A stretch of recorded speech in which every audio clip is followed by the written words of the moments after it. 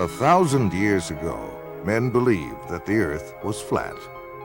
500 years ago, men believed that the Earth was the center of the universe, and that the sun, moon, and stars all circled the Earth. 200 years ago, men believed that it was impossible for stones to fall from the sky because there are no stones in the sky. Meteorites, they argued, were merely stones on Earth that had been struck by lightning. 100 years ago, men believed that man could never fly. Bishop Wright said that flying was reserved for the angels. His two sons, Wilbur and Orville, later proved their father wrong. 50 years ago, Sir Harold Spencer Jones, the director of the Greenwich Observatory, predicted that man would never set foot on the surface of the moon. It's one small step for man, one giant leap for mankind. 30 years ago, stories about UFOs circling the globe and landing on this planet were considered hoaxes or hallucinations. Yet more than 15 million witnesses, equipped with photographs, movies, videos, physical records, and scientific data, have proven again that man can be wrong. Most people today envision UFOs to be exactly as they are portrayed in most science fiction films and books. This is, of course, a relatively recent conception that has been stimulated perhaps by our expanding knowledge of outer space. But strange sights appeared in the skies long before spaceflight or manned flight of any kind was possible. And in each century, these visions took on identities that tell much about the worldview of those who saw them. Alexander the Great and his army, for instance, were harassed by a pair of flying objects in 329 BC. Most of the soldiers fled the scene, but some of the hardier men stood their ground and tried to hit the discs with their arrows and with stones from their slings. In 1492, just 4 hours before discovering land, Christopher Columbus saw a bright glowing object come out of the sky, go into the water, and travel slowly through the water very close to the ship that he was on. Engraved onto a French token minted in the 1860s is a disc-shaped flying object that experts say may have commemorated a daytime UFO sighting. The great British astronomer Edmund Halley of comet fame also saw a series of unexplained aerial objects in March of 1716. One of them lit up the sky for more than 2 hours and was so brilliant that Halley could read a printed text by its light. There were sightings in 1897 of a lighter-than-air ship that had propellers, porthole windows, and brilliant searchlights which it directed at the ground. In 1917, what may have been the largest crowd ever to witness a UFO occurred in Fatima, Portugal. 50,000 people watched in amazement as a huge silver disc began spinning like a windmill and dancing about in the sky. After plunging toward the Earth, it climbed back into the sky and disappeared into the sun. One night during the summer of 1948, Clyde W. Tombaugh, the astronomer who discovered the planet Pluto, was sitting in the back of his home at Las Cruces, New Mexico. He and several witnesses, including other members of his family, watched a strange glowing craft move overhead. All of the witnesses agreed that the object was definitely a solid ship and that it was probably some form of extraterrestrial device. World War II Allied Air Force pilots reported UFO sightings over Germany. They appeared out of nowhere and seemed to be toying with the aircraft.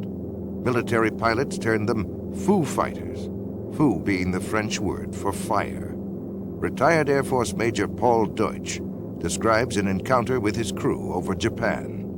The particular one that my crew saw was an orange-red color, and it paced our aircraft for miles and miles off the left horizontal stabilizer. We don't know how far off. It's very difficult to determine. And so the top gunner, who had control of all the guns in the back of this B-29 bomber fired a burst. The tracers were seen to go directly toward it, but nothing happened. It's at that time that I saw it. We thought it was a Japanese secret device, probably developed by the Germans. And I might add that the fellows over in the European theater thought it was a German device, and the Germans thought it was an Allied secret weapon, and everybody thought it was somebody else's. No one knew what it was. On December 5th, 1945, a squadron of 5 Avenger torpedo bombers with 14 experienced crew members flew out of Fort Lauderdale Naval Air Station in Florida. It was a short, routine flight. Each plane had a full load of fuel, and weather conditions were excellent. But something strange happened. The flight leader called in and reported not having any sense of direction. Air Control then ordered the squadron to head due west. The leader, with alarm in his voice, then said, "We don't know which way is west. Everything is wrong, strange. We can't be sure of any direction. Even the ocean doesn't look as it should." He then stated that weird, unidentified aircraft were closing in on them. His radio went dead. All 5 planes disappeared without leaving a trace. A giant Martin Mariner with a crew of 13 was dispatched to search for the 5 missing planes. It had the capability to land on the roughest of seas, but this plane also disappeared into the grim silence of the Atlantic. What followed was the greatest search operation in history. For 5 days, an armada of 300 planes and 21 ships crisscrossed the sea and sky, but no trace of the 6 aircraft or 27 crew members were to be found. To this day, it remains a mystery as to what happened. Some believe the mystery may be found in the UFO phenomenon, wherein lie a number of questions. Could UFOs possibly be real? If so, what intelligent forces are behind them? What are their intentions? Are they hostile, friendly, or merely curious? Where do they come from? Do they originate on Earth, or do these machines and creatures come from somewhere out among those mysterious winking stars in the black vastness of space? Orson Welles comments. The discovery of just one bacteria on Mars, or any other body of the solar system, would indicate that the whole chain of evolutions, cosmic, chemical, and biological, is at work everywhere. In that case, the creation of life anywhere in the universe would be more the rule than the exception.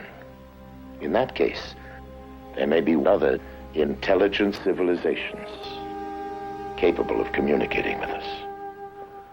In the impact on ourselves of contact with another intelligent civilization, how it might come about and what the effects might be, is now being discussed by serious thinkers the world over. This symposium at Boston University includes astronomer Carl Sagan, anthropologist Ashley Montague. Krista Stendhal is Dean of the Harvard School of Divinity. Professor Berenson teaches a course entitled Search for Life in the Universe. Professor Philip Morrison of MIT co-authored the first seriously reasoned paper on possible modes of communication with extraterrestrial life. George Wald won the Nobel Prize in 1971 for his work in physiology. The most optimistic estimates, in the view of many, about the number of civilizations that there might be in the galaxy is of the order of 1 million, which means that only 1 in a few 100,000 stars has such a civilization. That would mean a billion such places just in our own galaxy that might contain life. As I believe there's a society of these groups, not just one. There are probably very many. There's only one, we have no hope of finding him. There are probably thousands, maybe as many as 1 million. When we speak of life beyond Earth, what we generally mean is, of course, intelligent life, something resembling our noble selves. It is highly probable that there are such intelligent forms of life in other galaxies in the universe. And it is even more probable that many of these forms are vastly more intelligent than we. I'd like to quote a short passage from a recent report of the Astronomy Survey Committee of the prestigious and august National Academy of Sciences of the United States, probably the nation's most distinguished scientific body. This was printed in May of this year. Quote, "Each passing year has seen our estimate of the probability of life in space increase, along with our capabilities of detecting it. More and more scientists feel that contact with other civilizations is no longer something beyond our dreams, but is a natural event in the history of mankind." The dream of this so-called natural event began on October 12, 1992, when NASA's SETI program, Search for Extraterrestrial Intelligence, began a 10-year, $100 million project whose sole purpose is to seek the answer to a single question: is man alone in the universe? The centerpiece of the SETI program is the Arecibo radio telescope in Puerto Rico. Its 1,000-foot wide antenna dish makes it the most powerful telescope in the world, with the effective power of 20 trillion watts. It is manned by more than 100 physicists, astronomers, computer programmers, and technicians who are staring at control panels in hopes of discovering radio waves that were created by intelligent beings. But why all of this special attention to the search of intelligent life beyond Earth? Some would argue that it is the byproduct of what has become known as the modern flying saucer era, which began on June 24, 1947. Kenneth Arnold, a 32-year-old Boise, Idaho businessman, was flying his single-engine plane over the Cascade Mountains of Washington. Arnold tells his story. I had reached the altitude of about 9,200 feet when a very brilliant flash lit the sky around me and actually lit up the airplane that I was flying. And I could see way off to the right, coming in the vicinity of Mount Baker, a whole chain-like string of aircraft coming at a tremendous speed. I could see plainly that they didn't have any tails. I had never seen aircraft of that kind, and I made a quick judgment that they must be approximately 100 foot in their wingspan.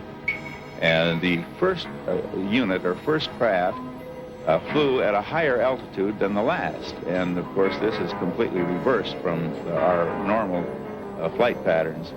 I had a good fix with Mount Adams, and I thought I'd try to clock their speed between Mount Rainier and Mount Adams. Arnold estimated the speed of the craft at an astounding 1,700 miles per hour, nearly 3 times faster than any jet he had ever heard of. He was asked by a reporter to describe the mysterious objects. You know, they would skip and sail and give off these flashes, and you take a saucer and you skip it across the water, and it's erratic. And this is how the name Flying Saucer was born. This was the day, June 24th, 1947, that marked the beginning of what is known as the modern flying saucer era. What followed would be thousands upon thousands of unidentified flying objects over North America as well as other parts of the world. It seemed to hover for a matter of maybe 1 or 2 seconds, and then was out of sight within 2 or 3 seconds, which was a lot faster than it had been traveling originally. We were using our red lights and our aircraft landing lights, which is a spotlight, and pointing them or directing them at the UFO, and it was reacting to it audibly on occasion, and it did make a movement towards the lights. As we turned the light off, then it would return to its original position and remain stationary again, but it was reactive to the lights. I judged it to be at least 150 feet across it. It was saucer-shaped with a high dome. It was very shiny underneath. It was a porcelain-type finish. And I was getting a tremendous shock all over my whole body. My hair was standing up, and I had electrical static feeling over my hair on my arms and my head. I thought it was doomsday. He was standing at the doorway screaming at me to get up. We got to get out of here. It's going to get us. And I looked out there, and it was pitch black when I first looked. And by now, he's got a hold of me, and he's shaking me, and he's screaming at me, which Bill doesn't scream. I mean, he's just hysterical is the way I can explain the way he was. And he keeps telling me we got to get the kids out of here. It's going to get us. And I didn't see anything. So I looked again, and all of a sudden I saw this like a real bright light. And I still didn't know what I was looking at. I didn't know what had scared him. But after looking at the way he was and looking at what I saw, I knew I better listen to him. So I went down the hallway and grabbed my daughter. And I came back to the hallway and went out the front door, and he had grabbed our son by then. When he came back up the second time, I felt like death was at hand. I figured this was it. And as soon as it touched down, then the whole area just lit up. You couldn't see anything inside, but you could see the outline of the whole object. It was going through the sky. Not really, it didn't seem to be going really fast. After a while, it just started straight up in the air. They were about 4 feet 10. Had very large heads. No hair on their heads. No eyebrows. No whiskers or anything like that. They had very large eyes. The odor itself I smelled stronger when the beings were near me. And when they looked at me, we did not talk verbally like we're talking now. It was a telepathy type thing. A recent Gallup poll estimates that 1 out of every 2 Americans believe in the existence of UFOs. Over 15 million people have reported seeing UFOs, of which over 2,000 were encounters with landed UFOs and their occupants. UFOs have been fired upon by jet fighters and anti-aircraft missiles, but with no effect. They give off powerful electromagnetic charges, often causing the breakdown of engines and electrical circuitry. They evoke strange and fearful reactions in animals and frequently cause profound psychological disturbances in humans. They have the ability to materialize as if from nowhere, but more often vanish into thin air in the midst of a sighting. Both human eyes and radar instruments have observed unbelievable aerial maneuvers, such as 90-degree turns of several thousand miles per hour, and have been clocked at speeds up to 16,000 miles per hour. There can be no longer any doubt, even to the most ardent skeptic, that UFOs exist. The question is, where do they come from? If they come from another galaxy, then they would come from at least 2 million light-years away. Even traveling at light speed, 186,000 miles per second, it would take 2 million years to get there. But suppose that UFOs come from some distant star in our own galaxy. If these space visitors were to travel 1 million miles a day, it would take 70,000 years to reach the Earth from the nearest star, Alpha Centauri, which is 25.5 trillion miles from Earth. Other stars are thousands of times further out in space. Conservative estimates indicate that a spaceship carrying 10 people and traveling 5 light-years to and from a nearby star system at 70% of the speed of light would consume 500,000 times the amount of energy used in the United States in 1 year. But there are other complications of space travel. Space is not a vacuum, but contains cosmic gas, dust, and particles. Nobel Prize winner Professor Edward Purcell of Harvard points out that a space vehicle traveling at the speed of light would collide with this space material in the form of radiation and with the impact of several hundred atom smashers. On the afternoon of January 7th, 1948, an unidentified flying object was sighted over Godman Air Force Base at Fort Knox, Kentucky. The base tower sent 4 F-51 jets to investigate. The flight leader, Captain Thomas F. Mantell, reported seeing the object, and at 3:15 p.m., he broke away from the formation in pursuit of the object. A few moments later, he radioed the tower. "I'm closing in now to take a good look. It's directly ahead and above, and still moving at about half my speed. The thing looks metallic and of tremendous size. I'm going up to 20,000 feet, and if I'm no closer, I'll abandon chase." Those were the last words that Captain Mantell ever spoke. Later in the day, his body was found in a nearby field, the wreckage of his plane scattered for half a mile around. There were many other sightings that year. In July 1948, it was reported from Strategic Air Command in San Antonio to FBI Director J. Edgar Hoover that an unidentified aircraft was seen by an Eastern Airlines pilot, co-pilot, and one or more passengers flying over Montgomery, Alabama. The aircraft was reported to be of an unconventional type, without wings, and resembled generally a rocket ship of the type depicted in comic strips. It was reported to have had windows, to have been larger than the Eastern Airlines plane, and to have been traveling at an estimated speed of 2,700 miles per hour. It narrowly missed a collision with the Eastern Airlines plane. And from an FBI memorandum dated March 14, 1949, comes this report. Flying discs are believed by the Air Force to be man-made missiles rather than some natural phenomenon, and that as much as 4 years ago, it was learned that some type of flying discs were being experimented upon by the Russians. It was further determined that most all of the flying discs seen by persons in the United States approached this country from a northerly direction and returned in the same direction, indicating a strong possibility that they are coming from Russia. On the evening of July 19, 1952, Senior Air Controller Harry G. Barnes at National Airport in Washington, D.C., picked up 7 slow-moving objects on his radar scope. He called Andrews Air Force Base and learned that they were seeing the identical blips on their radar.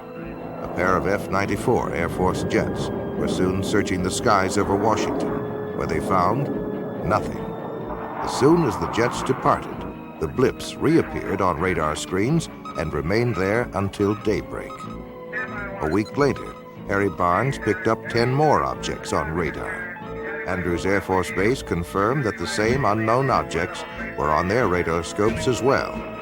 Barnes called the Pentagon, and another pair of jets came howling over Washington. But now the UFOs remained visible on the screens, and one of the jet fighters reported a visual sighting of 4 lights. At one point, the pilot radioed that the lights were surrounding his plane. But soon the UFOs sped away and disappeared into the night. Later that morning, Harry Barnes made this statement, quote, "There is no other conclusion that I can reach but that for 6 hours on the morning of the 26th of July, there were at least 10 unidentifiable objects moving above Washington. They were not ordinary aircraft, nor in my opinion could any natural phenomena account for these spots on our radar," end quote. The Pentagon was inundated with questions from the press, and President Harry Truman asked Secretary of Defense Forrestal to find out what in the world, or out of it, was going on. On October 27, 1952, the FBI issued this memorandum. Air intelligence still feels flying saucers are optical illusions or atmospherical phenomena, but some military officials are seriously considering the possibility of interplanetary ships. Investigative journalist Frank Edwards, author of Flying Saucers, Serious Business, offers the following commentary. This is Frank Edwards reporting. How real are the flying saucers, officially called unidentified flying objects? On December 24, 1959, the Inspector General of the Air Force notified all Air Base commanders that flying saucers are a serious problem. The government of the United States has issued orders advising the military how to recognize the UFOs, how to report them, and how to handle fragments of them. Slowly but surely, the nature and extent of this remarkable phenomenon has become public knowledge. By patiently piecing together these bits of evidence as they become available, by carefully weighing the guarded statements of scientists and military agencies involved in the study of unidentified flying objects, we shall see that they are indeed serious business. The variety of witnesses of UFOs is endless. They include military personnel from the Air Force, Navy, and Marine Corps, radar specialists, aeronautical engineers, airport traffic controllers, astronomers, FBI agents, state, county, and city police, pilots and crews from American, United, Eastern, Pan American, Northwest, Western, and TWA, were also on the list of witnesses. Millions in the United Kingdom, France, Australia, South America, Mexico, and other nations around the world have seen UFOs. For 18 years, the late Dr. J. Allen Hynek headed up the Air Force investigation into UFOs, called Project Blue Book, and was acknowledged to be the world's foremost authority on UFOs. After amassing a computer bank of over 63,000 sightings, he states, "The UFO phenomenon is truly a phenomenon of our times. It is an extremely puzzling one and calls forth a wide spectrum of opinions. No matter what one may think about UFOs, no matter what one may believe about them, whether it is all nonsense or whether they represent something very, very real, three facts stand out, three facts which no one can deny. The first is that UFO reports exist. Secondly, that UFO reports come from all over the world. And the third is that many are made by highly responsible people, often scientifically trained. We scientists have no positive proof yet of the origin or even of the reality of these strange reported craft, but we do know that the reports themselves are very real. To find the answer to this magnificent scientific puzzle, the UFO phenomenon, we need to approach it with a truly open mind so we can explore all possible avenues of explanation." Among those who claimed to have seen UFOs was Senator Barry Goldwater, who said, quote, "Flying saucers, unidentifiable flying objects, or whatever you want to call them, are real," end quote. Astronaut Gordon Cooper said, quote, "I believe these extraterrestrial vehicles and their crews are visiting this planet from other planets, and are obviously a lot more technically advanced than we are here on Earth," end quote. Prince Philip of England is a flying saucer fanatic. He meticulously charts all important saucer sightings on a gigantic wall map in his private study at Buckingham Palace. General Douglas MacArthur was the supreme commander of all Allied forces in the South Pacific during World War II. He believed in UFOs and even commissioned a report that was over 20,000 pages long. During one of his last speeches to the cadets at West Point, he said, "Gentlemen, the next war will not be an international war, but an intergalactic war." He assumed that not only were there UFOs from another planet, but that they were hostile. One fall evening in 1969, Georgia Governor Jimmy Carter was preparing for a speech in the little town of Leary when he spotted a bright object in the western sky. Carter describes his experience. There were about 20 of us standing outside of a little restaurant, I believe, a high school lunchroom, and a kind of a green light appeared in the western sky. This was right after sundown, and it got brighter and brighter, and then eventually it disappeared. It was didn't have any solid substance to it. It was just a very peculiar-looking light. None of us could understand what it was. Former President Ronald Reagan made statements concerning UFOs on 18 different occasions while in office. The following is an excerpt from one of his speeches. "I've often wondered, what if all of us in the world discovered that we were threatened by a power from outer space, from another planet? Wouldn't we all of a sudden find that we didn't have any differences between us at all?" After leaving the White House, Reagan admitted to having seen a UFO while he was governor of California. He was aboard the governor's plane at the time. His wife, Nancy, as well as several other people, also saw it and described it as a green, glowing UFO. They chased it for some 300 miles before it went out of the plane's range. On November 7th, 1975, an alarm went off at Malmstrom Air Force Base in Montana, the site of launching facilities for Minuteman missiles. A sabotage alert team immediately went to the site, where they saw a glowing orange disk the size of a football field hovering over the area. It began to rise, and the North American Air Defense Command radar picked it up when it reached an altitude of 1,000 feet. 2 F-106 jet fighters were dispatched from Great Falls, Montana to intercept the craft. But before the fighters arrived, it disappeared from the radar screens. The next day, there were more sightings. sightings, both visual and radar, over the base. Each time the jets screamed into the area, the UFOs shut off their lights and reappeared only after the jets left. In the next 8 months, 130 similar reports were logged at the base and in the surrounding county. An early and prominent champion of UFOs was one Donald E. Kehoe, a U.S. Naval Academy graduate and retired Marine Corps major. In the January 1950 issue of True magazine, he wrote a comprehensive article on UFOs. It caused an instant sensation and became one of the most widely read and discussed articles of the day. He claimed that none of his high-level sources would talk about UFOs, which he took as powerful evidence that something tremendously important was being covered up. This is not an attack on the Air Force spokesman or the project spokesman. They are simply following orders to explain away all UFO sightings as quickly as possible when they become public and deny that UFOs really exist. We have not been hiding anything. The investigations have been made public. The explanations of those where there is a clear explanation have been made public. He later became director of the National Investigation Committee on Aerial Phenomena, where he questioned many governmental agencies about their possible involvement or knowledge of UFOs. The following is an excerpt of a letter from the FBI in answer to one of Major Kehoe's inquiries. In response to your letter of September 22, 1958, this Bureau does not have information on unidentified flying objects which can be released. This does not imply that this Bureau has information concerning unidentified flying objects which cannot be released.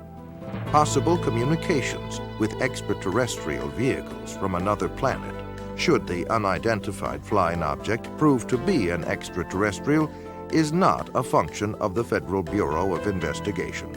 Signed, John Edgar Hoover, Director of the FBI.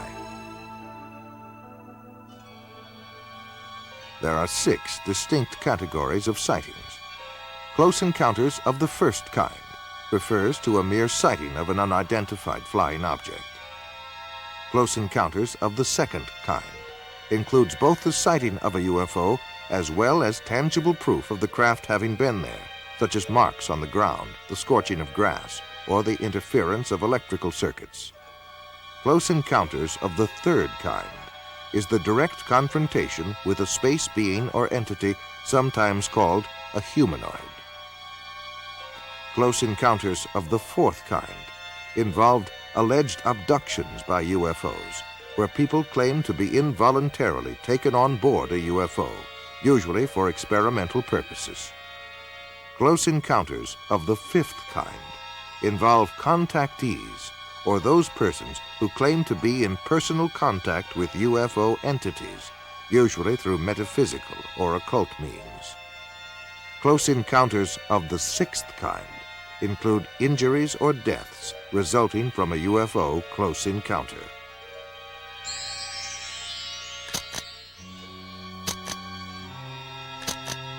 One of the greatest waves of UFO sightings in modern history came in 1965, with more than 500 cases reported during the summer months alone.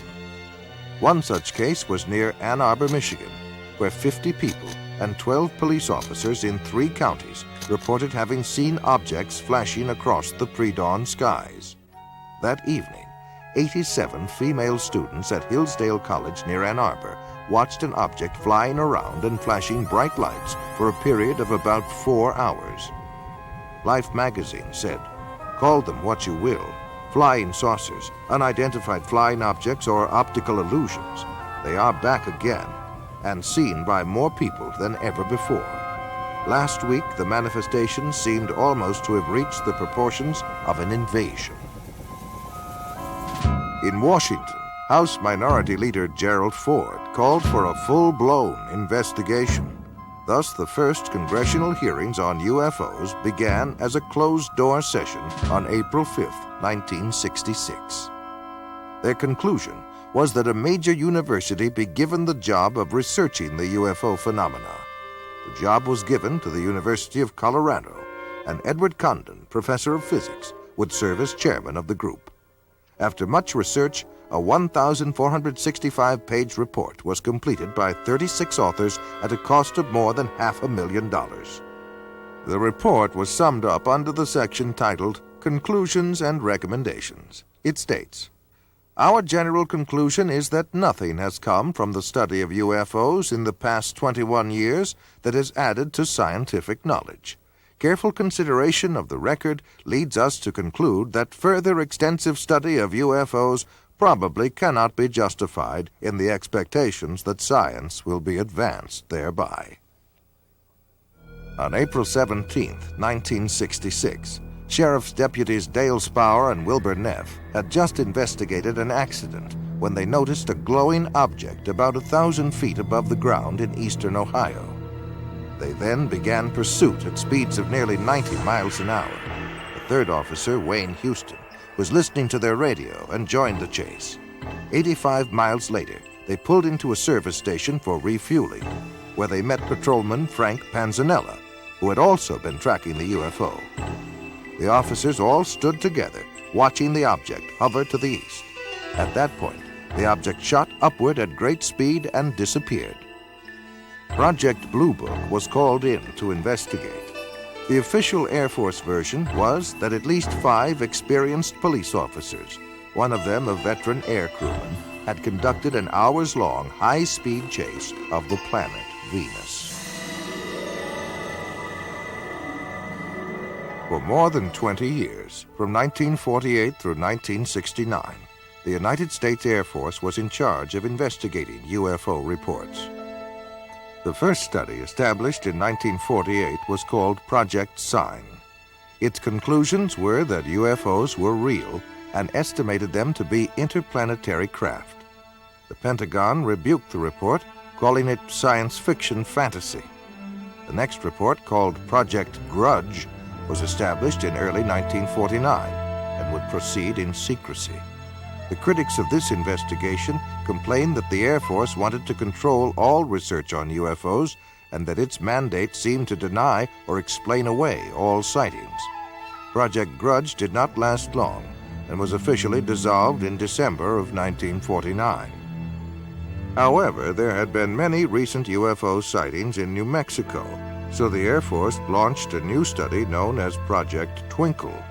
An observation post was set up in New Mexico and was armed with cameras, telescopes, and other optical equipment. They waited and waited, and after a year of frustration, the Air Force terminated Project Twinkle. It was not long after this that the government began a new policy of cooperation with the press by issuing regular releases about sightings and investigations. This was followed by a boom year of over 1,500 reports in 1952. The Air Force then established a task force codenamed Project Blue Book, which was to become the most systematic of all studies done by the Air Force. Witnesses received an 8-page questionnaire, photographs were analyzed, and field interviews were conducted. Investigators monitored aircraft flights and checked weather records. On the whole, the Project Blue Book team successfully weeded out UFO reports that were obvious hoaxes or those that could be attributed to natural phenomena. However, for those cases that remained unsolved, investigators had 2 choices: admit that they had failed to identify the object or embrace any remotely feasible explanation. Project Blue Book was terminated in 1969. It concluded that little, if anything, has come from the study of UFOs, and that the least likely explanation of UFOs is the hypothesis of extraterrestrial visitations by intelligent beings. On the evening of October 25, 1973, a young Pennsylvania farmer, Stephen Pulaski, and at least 15 other witnesses saw a bright object hovering over a field near them. Stephen grabbed his rifle and went to investigate. It was then that he noticed something walking along by the fence. They were hairy and long-armed, with greenish-yellow eyes, and a smell like burning rubber was present. Stephen sensed that these creatures were not friendly and fired a tracer bullet over their heads. And when they kept on coming, he fired directly at one of them. The creatures then all disappeared into the woods, and the glowing object disappeared from the field instantaneously. UFO researchers as well as a state trooper were called in to investigate. When they arrived, the people there told them that Stephen had been growling like an animal and flailing his arms. His own dog ran toward him, and Stephen attacked the dog. Stephen then collapsed, and after a time began to come to his senses. The entire group commented on the nauseating, sulfur-like odor that was present. One of the earliest references to a spacecraft is probably that found in an ancient Egyptian account, some 1,500 years before Christ. One of the characteristics of that craft was the foul odor that emitted from it. The Amityville Horror was based on a factual account of what happened to a family in Amityville, New York. An irritating and nauseating odor seemed to accompany the presence of the ghost or spirit entity that entered there from time to time. Whitley Strieber wrote of his abduction experiences in his book, Communion. He said he could smell their presence and that it smelled like sulfur. On October 11th, 1973, Charles Hickson and Calvin Parker were fishing when a strange craft descended and hovered near them. Parker passed out, and Hickson was paralyzed, but was able to continue observing what was happening. Two entities then emerged from the craft and picked Hickson up by his arms and carried him inside the ship, where he was thoroughly examined. He was then taken back to where they had been fishing on the riverbank. When the two fishermen went to the sheriff's office to report their story, they were interrogated and then left alone in a room with a hidden microphone. The recording of their conversation revealed that both men were quite frightened by their experience. The emotional trauma had been so great to Parker that after Hickson left the room, he began to pray. Ultimately, he suffered a nervous breakdown as a result of his experience.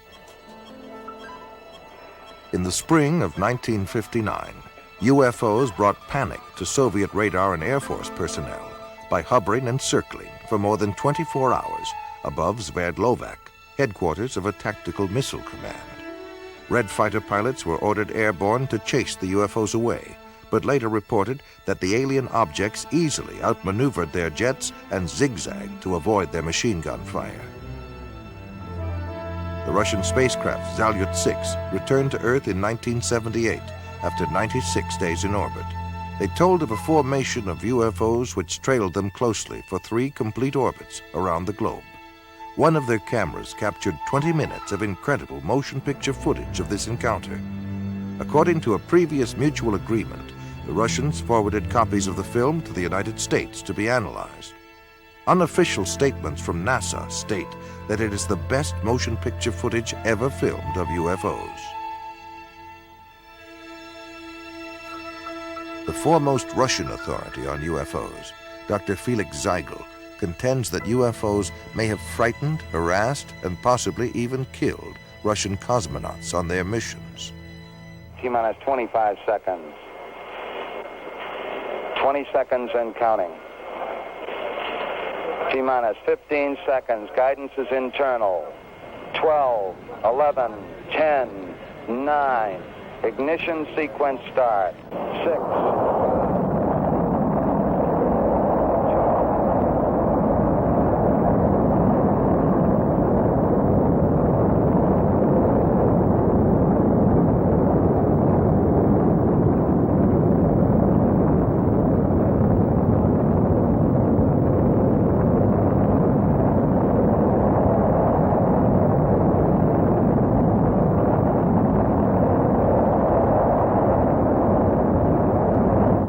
On at least 6 space missions, United States astronauts have encountered UFOs.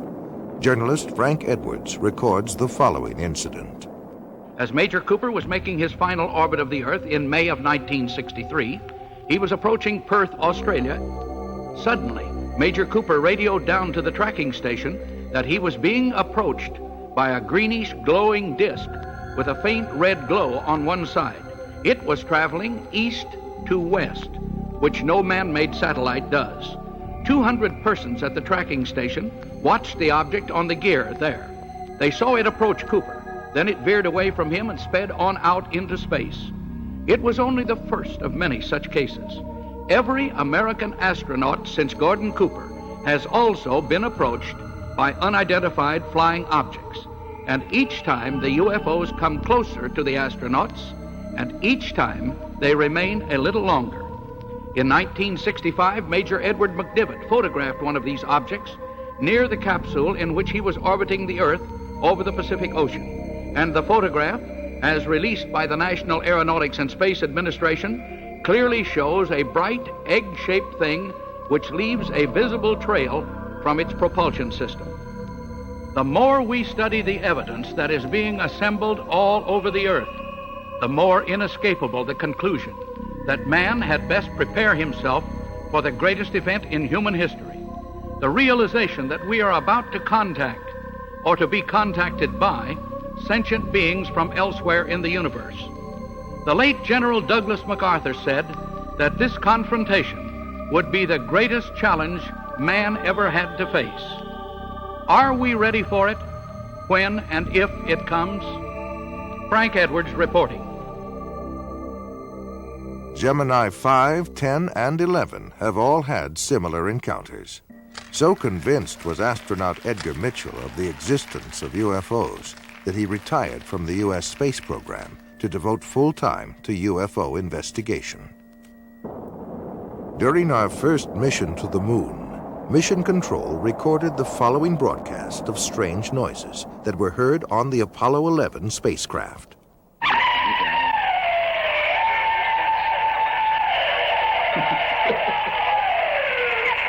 This is Apollo Control.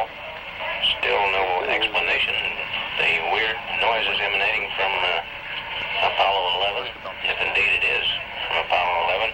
Perhaps we'll all shake out later in the mission as to what these strange noises are.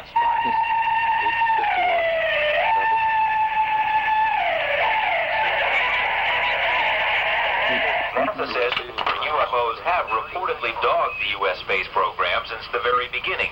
UFO researchers claim that NASA's own logs show that virtually all of the early Gemini and Apollo missions encountered UFOs.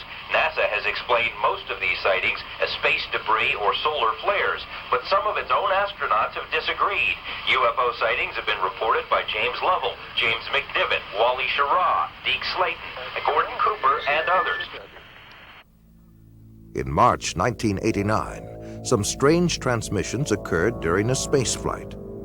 A Maryland ham radio operator picked up the voice of Discovery pilot Colonel John Blaha speaking on a secret NASA channel.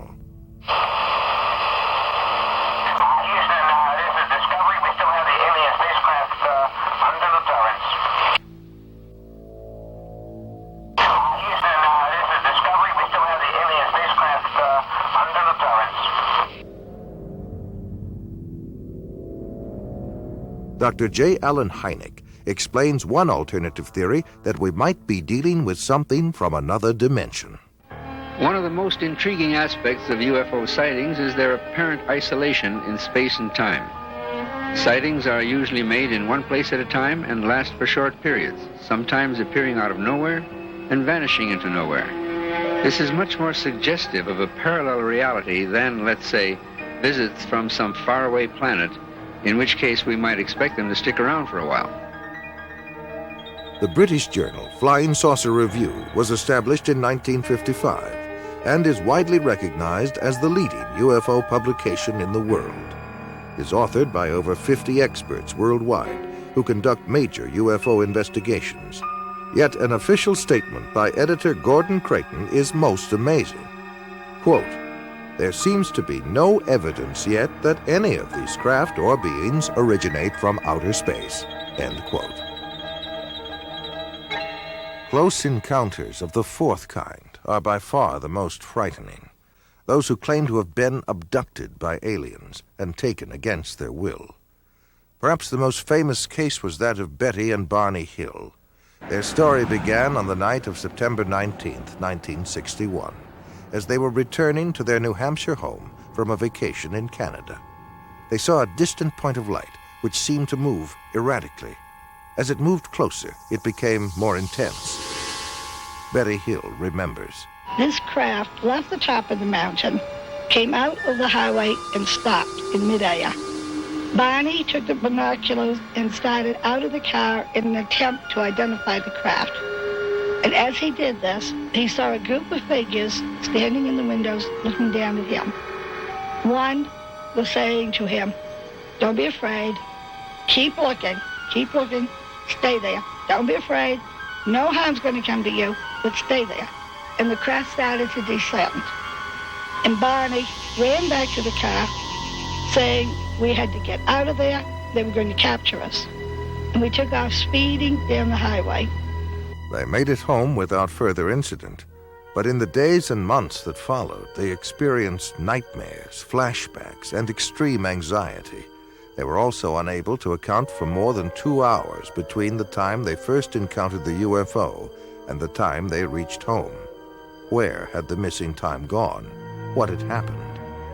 They sought out a psychiatrist, and through hypnosis, Betty and Barney Hill narrated a tale much stranger than the one that had been lodged in their conscious minds.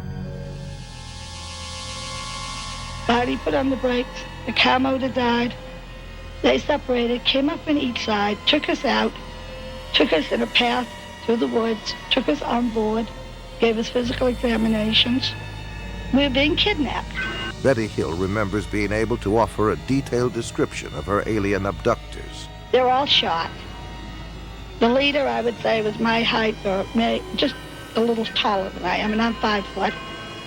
They were bald, no hair, no eyebrows, no eyelashes, and no earlobes, no ear, we could say.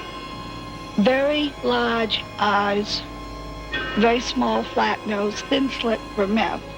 Betty Hill said that they were most interested in human sexuality and that they communicated through a form of telepathy that sounded like a voice loud and clear inside their heads.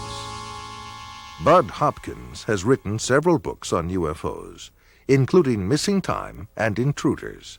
He is one of the foremost experts on abduction cases, otherwise known as close encounters of the fourth kind. And now we've come to the conclusion that abduction, of their involvement with human beings, that this is the center of the entire UFO phenomenon, and that actually when people have UFO sightings, it's very possible that what they're seeing is something on its way to or from an abduction of somebody. They're not just flying around up there, they are interested very profoundly in human beings. Whitley Strieber claims to have been abducted by alien beings on more than one occasion and wrote of his experiences in his best-selling book, Communion. I've had, since I wrote Communion, over 55,000 letters from people around the world who've had this similar things that think they have happened to them, and we still get about 200 a week. The Intruders Foundation and the Fund for UFO Research show that 1 out of every 50 American adults, 3.7 million people, indicate that they may have had an abduction experience with an unidentified flying object. I remember my mother was taken in a Jeep, and that I was there with a UFO. There was a beam of light that came down, and I was beamed onto the ship. These experiences sound crazy. It sounds impossible. It is impossible according to our physics, but we often use hypnosis to help flesh out all the recollections. A top scientist, Dr. Leo Sprinkle, conducted a 5-year study of 82 persons who reported UFO experiences. Most of them were able to relive the experience through hypnosis, and all suffered severe psychological disturbances afterwards. They claimed to have been taken inside spaceships and examined by humanoids who communicated telepathic messages to them. Dave Hunt is an investigative journalist and has authored 18 books. His research and consulting expertise takes him around the world. Cal State University, Long Beach. And again, I forget the names of the scientists there who were working on this, and this is a number of years ago now. They did research, and they took people at random.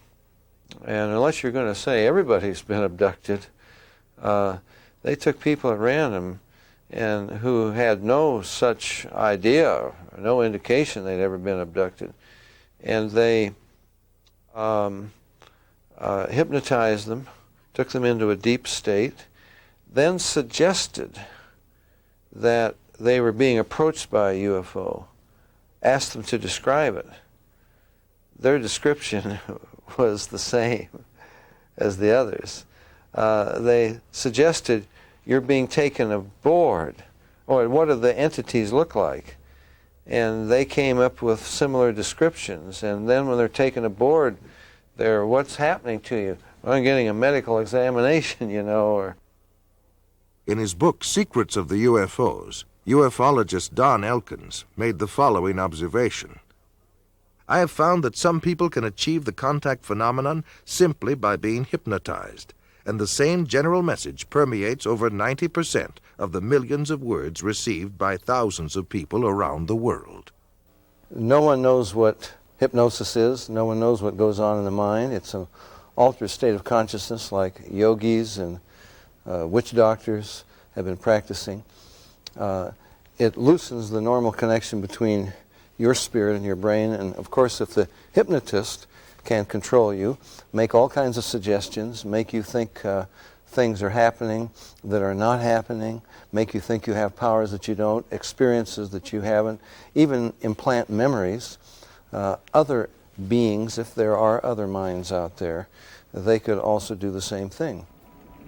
Sir John Eccles, Nobel Prize winner for his research on the brain, describes the brain as, quote, a machine that a ghost can operate, unquote. What he means by that is your spirit operates your brain in a normal state of consciousness. In an altered state, reached under yoga, TM, hypnosis, you have loosened the normal connection between your spirit and your brain, and that allows another spirit, other entities, other minds to interpose themselves and begin to tick off the neurons in your brain, create a universe of illusion. I believe that it's demonic. I think all of the evidence indicates this. I'm a hypnotherapist. Oh, very interesting. So I have been able to do hypnosis for many years and have naturally been able to go into a very deep trance. And I can do that on my own.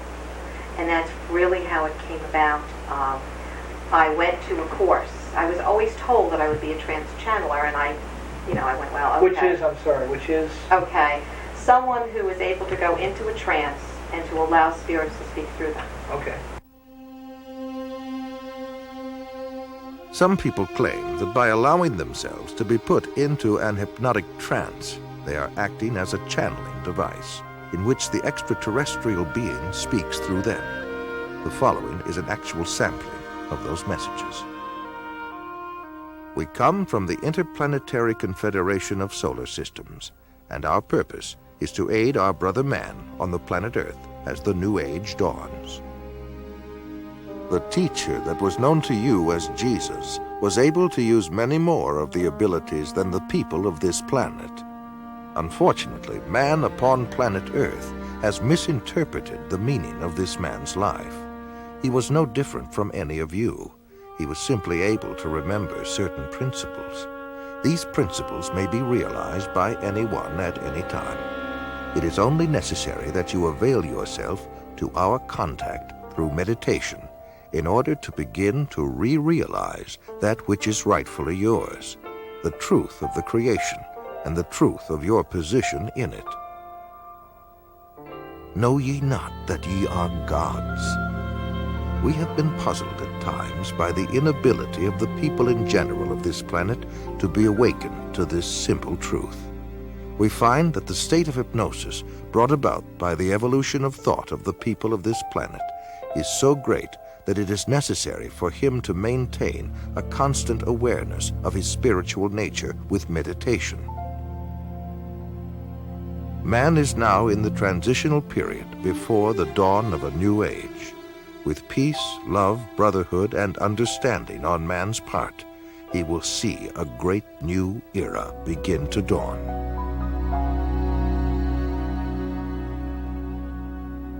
In his book, Flying Saucer Pilgrimage, Bryant Reeves summarizes his findings in this statement. From our analysis, the teachings of the space beings appear to support many of the principles taught in Oriental philosophy by seers of the Far East. UFO researcher John Weldon then offers this question. How credible is it to think that literally thousands of genuine extraterrestrials would fly millions of light years simply to teach New Age philosophy, deny Christianity, and support the occult? And why would the entities actually possess and inhabit people just like demons do, if they were really advanced extraterrestrials. Dr. Pierre Guérin, an eminent scientist associated with the French National Council for Scientific Research, concludes that UFO behavior is more akin to magic than to physics as we know it, and that modern UFOnauts and the demons of past days are probably identical. The word demon in Greek comes from the root meaning knowledge or intelligence, implying that demons have access to knowledge and information denied to ordinary mortals. After what happened to me, the communion experiences, I decided that that might be a good idea to accept the idea of the devil just in case that's what I saw. If you look closely at the life of the world, you see the workings of evil in the world. There seems to be a sort of machinery behind it that is far beyond just the accident of human life. You can literally hypnotize a person, tell them that there's a cat in their lap, they will see it, they will hear it, purr, they will pet it and feel it. It's not physically there. You tell the cat to scratch them, and bring them out of it. There are scratch marks on their cheek. A non-physical object, under the right conditions, can leave physical evidence. I think it's demonic. It's a spiritual power of some kind for which there is no physical explanation. You can't explain it with the laws of chemistry and physics as we know it. John Keel is a world-renowned expert on UFOs and has written numerous books and articles on the subject. A self-described agnostic, he made this statement: "Thousands of books have been written on the subject of demonology, which is the ancient and scholarly study of monsters and demons.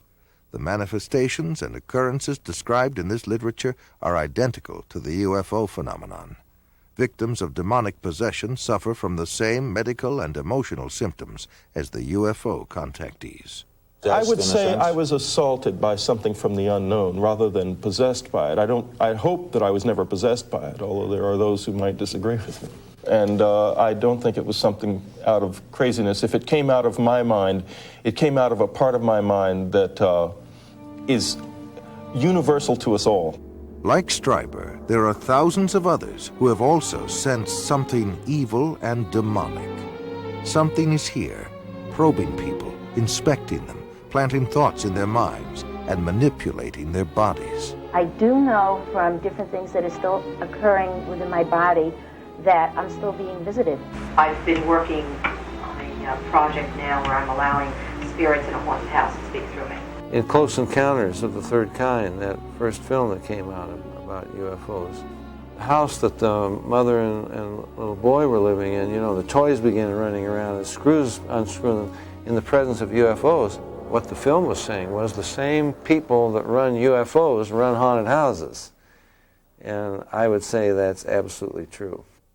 In 1969, the United States Printing Office issued a 400-page publication entitled UFOs and Related Subjects, an Annotated Bibliography. The author was the senior bibliographer for the Library of Congress, Miss Lynn E. Cateau. During her research, she read over 1,000 articles, books, and other literature. She summarizes her findings in the preface of the bibliography. A large part of the available UFO literature is closely linked with mysticism and the metaphysical. It deals with subjects like mental telepathy, automatic writing, and invisible entities, as well as phenomenon like poltergeist manifestations and possession. Many of the UFO reports now being published in the popular press recount alleged incidents that are strikingly similar to demonic possession and psychic phenomenon that have long been known to theologians and parapsychologists. This document was compiled for the United States Air Force and is now in the Library of Congress. Dr. Jacques Vallée has addressed the United Nations on UFOs and was the model for Lacombe in Steven Spielberg's Close Encounters of the Third Kind. He is the author of 8 books on UFOs and has been widely recognized as the premier investigating scientist in the realm of UFO research. In his book, Messengers of Deception, Vallée says, an impressive parallel can be made between UFO occupants and the popular conception of demons. And in his book, Confrontations, he writes, "The medical examinations to which abductees are said to be subjected, often accompanied by sadistic sexual manipulation, is reminiscent of the medieval tales of encounters with demons." He also made this statement, "I believe that when we speak of UFO sightings as instances of space visitations, we are looking at the phenomenon on the wrong level. We are not dealing with successive waves of visitations from space. We are dealing with a control system." And he states, "UFOs are the means through which man's concepts are being rearranged. They are engaging in a worldwide enterprise of subliminal seduction." Jacques Vallée, at least at that time when he wrote that book, was an agnostic. Interesting that he comes to basically the same conclusions I do as a Christian from my research. And he said about UFOs, they're real, but they're not physical. They're messengers of deception. And this was based on his research of about 20 years. They seem to be psychologically preparing, setting us up for some ultimate delusion that is too horrible even to imagine as yet. I would agree with that. Dr. I.D.E. Thomas is one of a long line of Welsh preachers. He is currently the senior pastor at the First Baptist Church of Maywood, California, and has authored several books which have enjoyed wide circulation.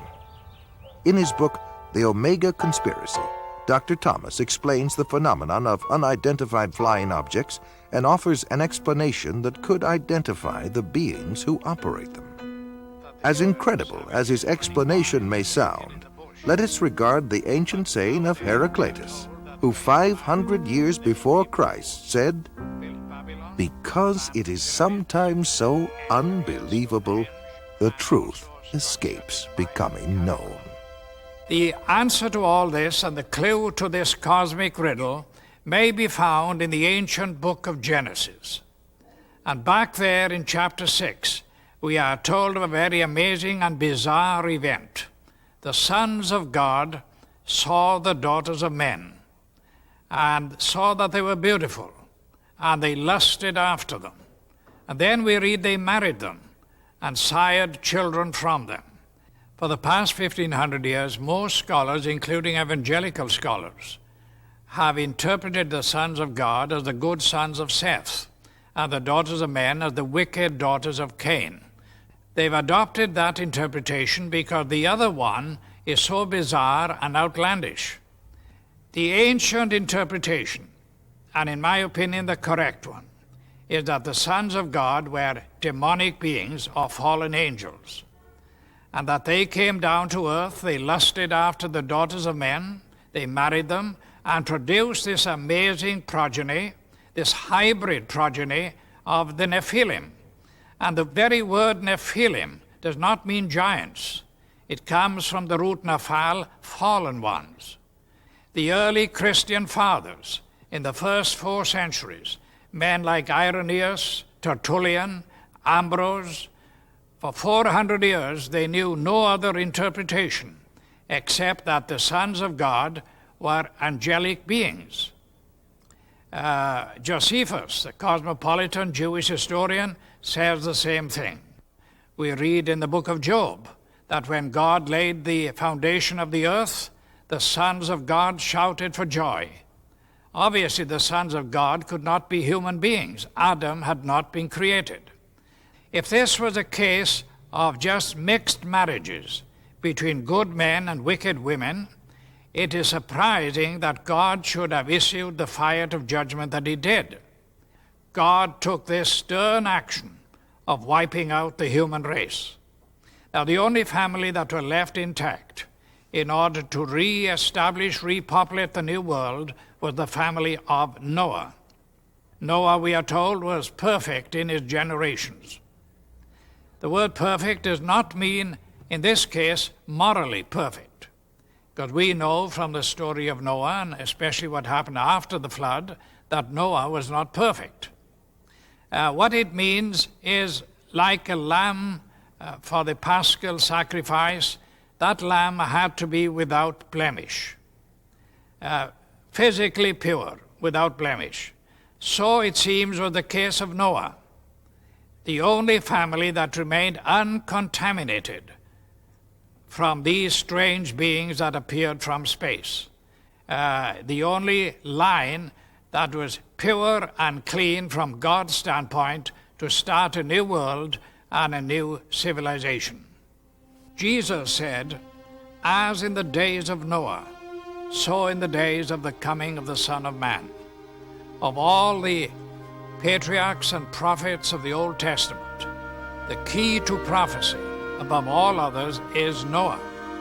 And something happened in the days of Noah that was a distinctive characteristic of Noah's time that didn't happen before or after. Wars and famines and pestilences and natural disasters have always happened. But something happened in the days of Noah, and the most sinister and bizarre of all the things that happened was this intermarriage between the angelic race and the human race. And of course, the mastermind behind it all was another angel, a fallen angel, Lucifer.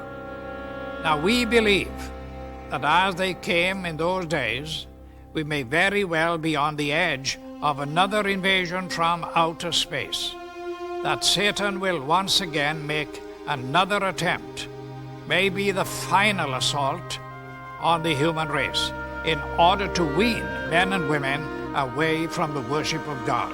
He has tried before, he will inevitably try again. And by seducing the human race, by sending these so-called entities from space, demonic beings, he will try to get people all over the world to worship him and to deprive God of the worship that is due to him. Fortunately, we know what the end result is going to be.